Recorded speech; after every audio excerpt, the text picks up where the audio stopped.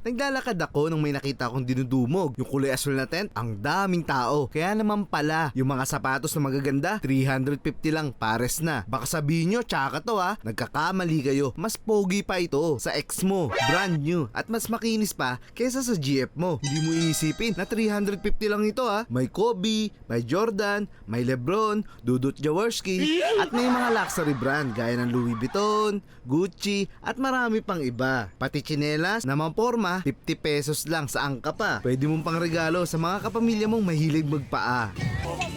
Pati mga bags na malalaki, meron sila. Itong malaki, magkano sir?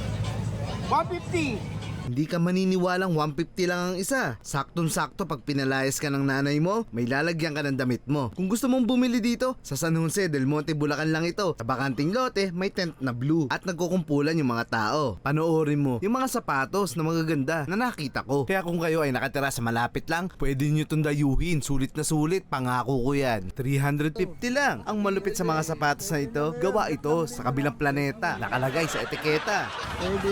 Made in Bicol.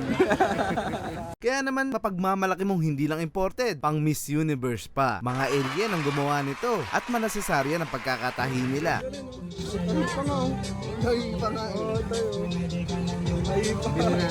Kaya sigurado akong kahit ilubog mo sa tubig at sa baha,